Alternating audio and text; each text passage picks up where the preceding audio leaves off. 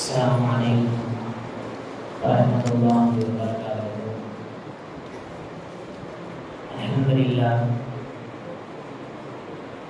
Alhamdulillahirabbil alamin. Wassalatu wassalamu ala rasulil karim wa ala alihi washabbihi ajmain, amma ba'd. Alhamdulillah rabbil alamin. Demikian bernaamnya நாட்களில் நாம் செய்கின்ற அமல்களை எல்லாம் ஏற்றுக்கொள்ளுமானால் இந்த ரமலானுடைய நாட்களில் நம்முடைய துஆக்களை எல்லாம் அங்கீகரிக்குமானால் ரமலானுடைய நாட்களில் அல்லாஹ் அருளுகின்ற இருக்கின்ற எல்லா செயல்களையும் பரக்கத்துகளையும் ஞானங்களையும் முழுமையாக அடைந்து அதை அனுபவிக்கக்கூடியவர்களாக அல்லாஹ் நம் அனைவர்களையும் ஆசிரியர் புரிவானாக. ரமலானுடைய நாட்களில் தொழுகையின் வழியாக நாம் ஓதுகின்ற கேட்கின்ற எல்லா வசனங்களுக்கும் நிரப்பமான கொடிகளை எல்லாம் நம் நேரம் இன்றோடு தொழுகையில் ஆலயங்கள் ஜுசுவை நிறைவு செய்திருக்கின்றோம். இன்னைக்கு தொழுகையில் நிசா அப்படின்ற சூறா ஓதி முடிக்கப்பட்டு அல் மாயிதா அப்படின்ற சூறாவினுடைய 113 வசனங்கள் போடப்பட்டது. இன்றைய தொழுகையில் நிறைய விஷயங்கள் போடப்பட்டது. குறிப்பாக சொல்லணும் அப்படின்னு சொன்னால் உழவினுடைய சட்டங்கள், உழவு கடமையாக்கிய விஷயங்கள் அதை இன்னைக்கு ஓதப்பட்டுச்சு. அதே மாதிரி வேட்டையாடுதல் சம்பந்தமாக இன்று ஓதப்பட்டுச்சு. நிறைய விஷயங்கள் ஓதப்பட்டுச்சு. அமானிதத்தை பேணுமாறெல்லாம் நமக்கு கட்டளை இருக்கிறார் என்று ஓதப்பட்ட வசனங்கள்ல. அதே மாதிரி முக்கியமான வரலாற்று சம்பவமான ஆதம் அலைஹிஸ்ஸலாம் அவர்களுடைய அந்த இரு மகன்களினுடைய வரலாற்று சம்பவம், ஆபில் காபில் சொல்லக்கூடிய அந்த இரு மகன்களினுடைய வரலாற்று சம்பவம் எல்லாம் இன்று தொழுகையின் வழியாக ஓதப்பட்டுச்சு. அதே மாதிரி ஈசா அலைஹிஸ்ஸலாம் அவங்க கூட்டத்தார்கள் வாழ்ந்த பனி இஸ்ரவேலர்கள் சம்பந்தமான நிறையா விஷயங்கள் ஓதப்பட்டது. நிறையா விஷயங்கள் ஓதினாலும் இன்னைக்கு நாம் எடுக்கிற ஒரு விஷயம் என்னன்னு சொன்னால் ஆதம் அலைஹிஸ்ஸலாம் அவங்களுடைய இரு மகன்கள், அந்த இரு மகன்களுக்கிடையே ஏற்பட்ட அந்த வரலாற்று சம்பவம், அந்த சம்பவத்தின் வழியாக அல்லாஹ் தஆலா இந்த சமுதாயத்திற்கு உணர்த்துகின்ற செய்தி என்ன அப்படின்னு பார்க்கும்போது ஆதம் அலைஹிஸ்ஸலாம் அவங்களுடைய இரு மகன்களும் அல்லாஹ் தஆலா ஒரே சூரியன் பிறந்த அந்த ஆண் பெண்ணை மாற்றி மாற்றி திருமணம் செய்ய சொன்னான்.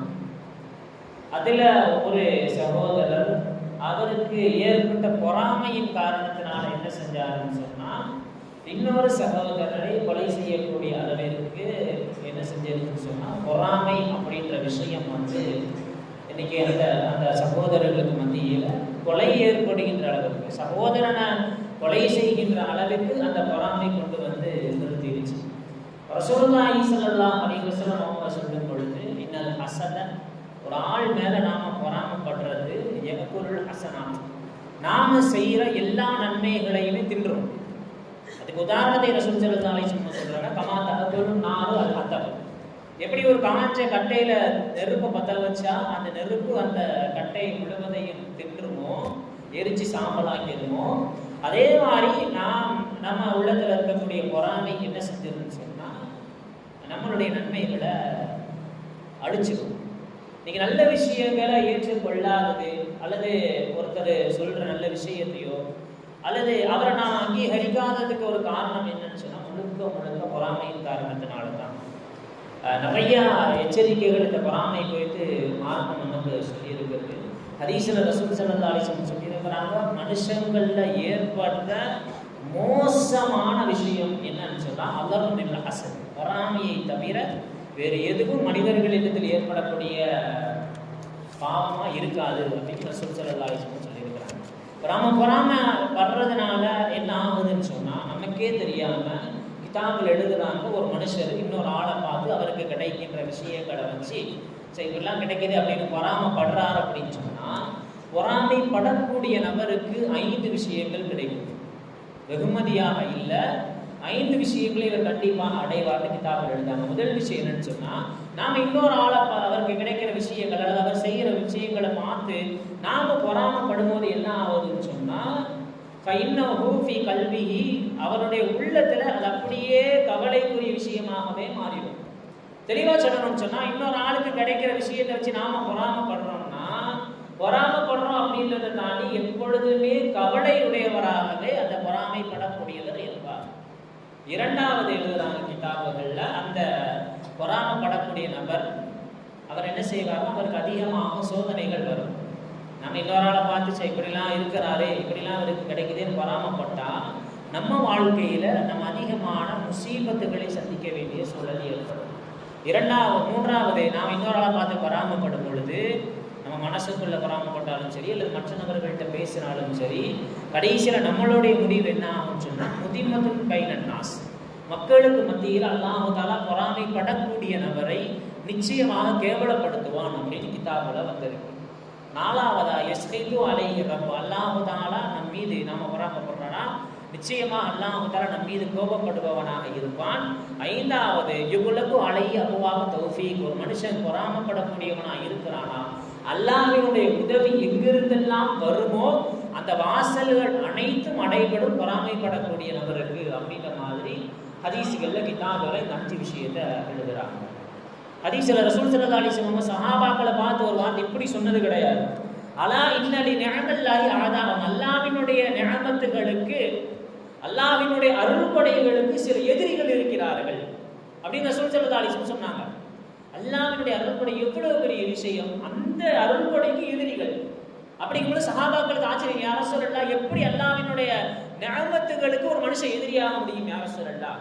அப்ப யார் அந்த எதிரிகள் அப்படின்னு ரசூல் ஸல்லல்லாஹு அலைஹி வஸல்லம் அவங்கள்ட்ட சஹாபாக்கள் கேட்கும் பொழுது அப்ப ரசூல் ஸல்லல்லாஹு அலைஹி வஸல்லம் சொன்னாங்க, அல்லதீன யஹ்சுதூன அன்-நாஸ அலா மா ஆதாஹும் மின் ஃபத்லி, ஒரு மனிதனுக்கு அல்லாஹ் தஆலா சில அருள்கொடைகளை வழங்குகின்றான், அந்த மனுஷனுக்கு இதெல்லாம் கிடைக்குதுன்னு ஒரு மனுஷன் பொறாமப்பட்டானா அவன் தான் அல்லாஹ்வினுடைய அருள்கொடைகளுக்கு எதிரி. நாங்கள் ரசூலுல்லாஹி ஸல்லல்லாஹு அலைஹி வஸல்லம் வானத்துல முதலாக பாவம், வானத்திலையும் சரி பூமியிலும் சரி, பாவம் விளைவதற்கு, பாவம் நடப்பதற்கு அடிப்படை காரணமாக இருந்தது பொறாமை தான். ஆதம் அலைஹிஸ்ஸலாம் அவங்க தனக்கு கீழே தான் எல்லா மலக்குமார்களுடைய கண்ட்ரோலும் இருந்துச்சு. இப்லீஸுடைய கண்ட்ரோல்ல தான் அஸாஸில், அவன் இப்லீஸ் ஆகிறதுக்கு முன்னாடி அவ கண்ட்ரோல்ல தான் எல்லா மலக்குமார்களும்.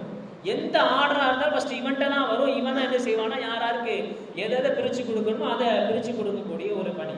எப்போ ஆதம் அலைஹிஸ்ஸலாம் அவங்க படைக்கப்பட்டு அல்லாஹ் தஆலா எல்லா மலக்குமார்களையும் நீங்க ஆதம் அலைஹிஸ்ஸலாம் அவங்களுக்கு போய் சஜ்தா செய்யுங்கன்னு சொன்னாலும் உடனே இப்லீஸ்க்கு போறாங்க.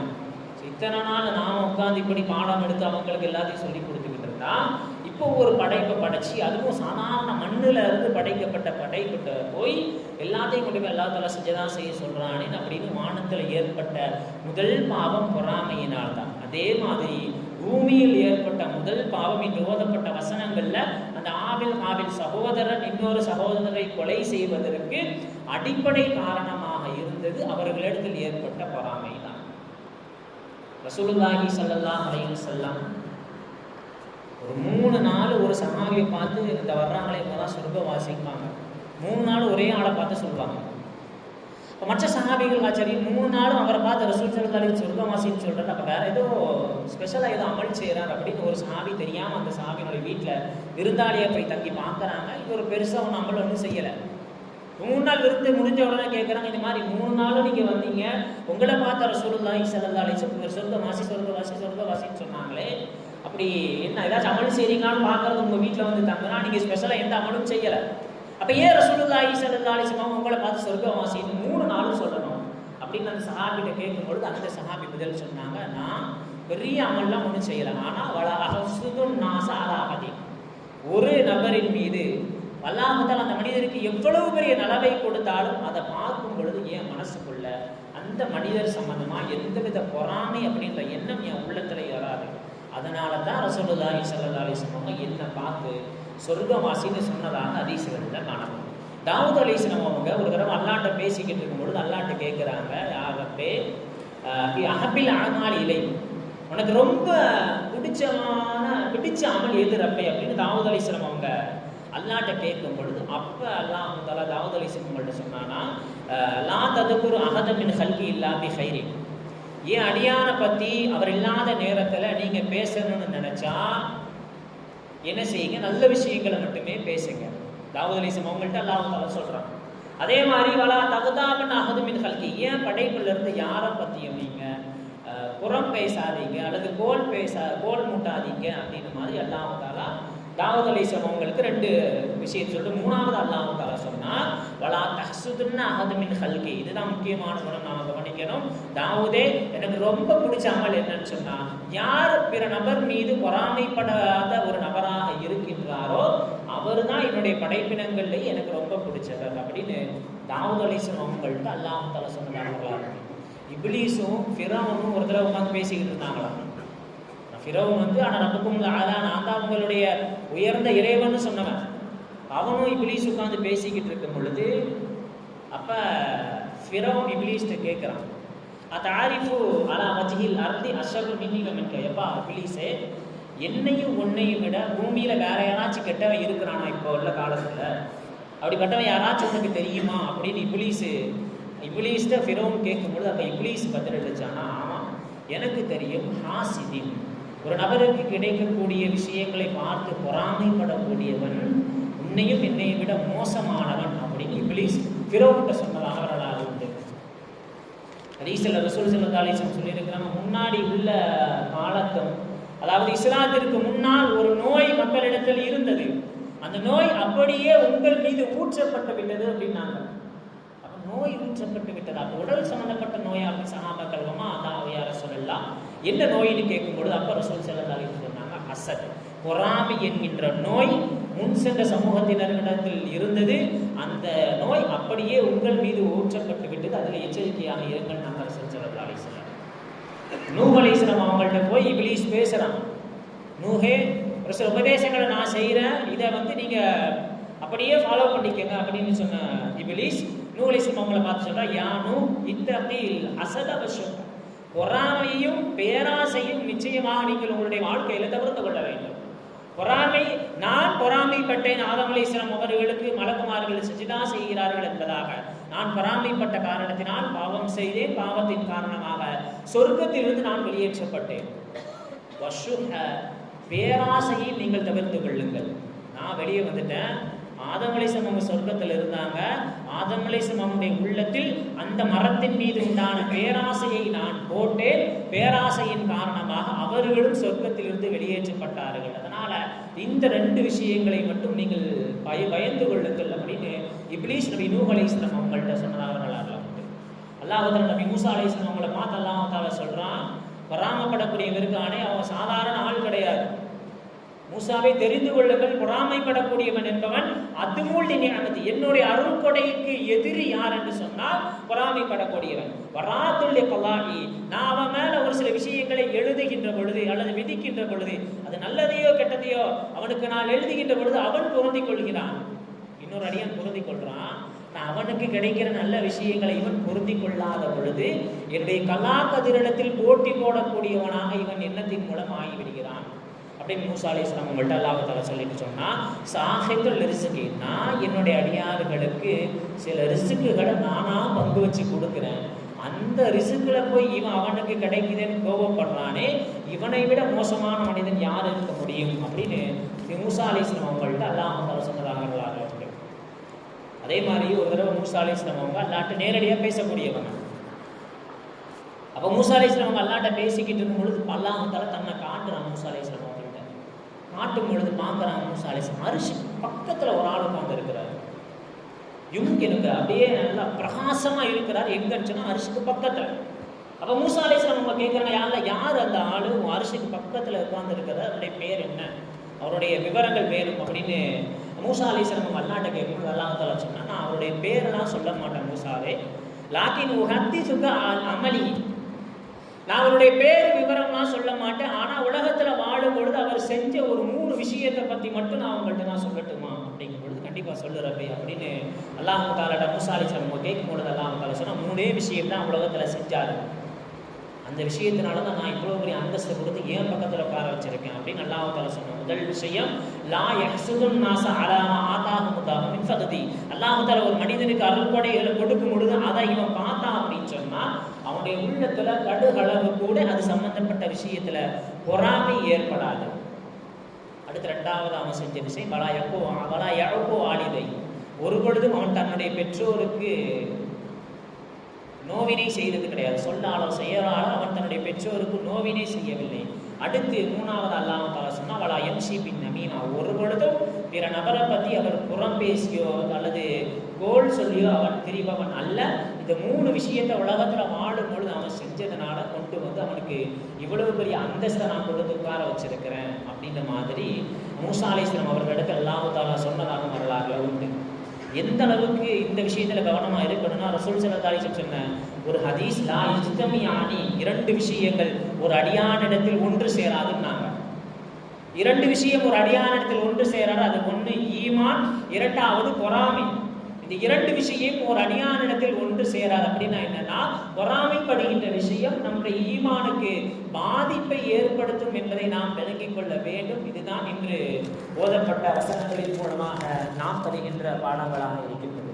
எல்லாம் உள்ள ஆலமீன் இதுபோன்ற வசனங்கள் சொல்லித்தரக்கூடிய பாடங்களையும் படிப்பினைகளையும் தெரிந்து அதன்படி அமல் செய்யக்கூடிய பாக்கியத்தை அல்லாஹ் தஆலா அனைவருக்கும் புரிவானாக. அல்ஹம்துலில்லாஹி ரப்பில் ஆலமீன். அஸ்ஸலாமு அலைக்கும் வரஹ்மத்துல்லாஹி வபரகாத்துஹு.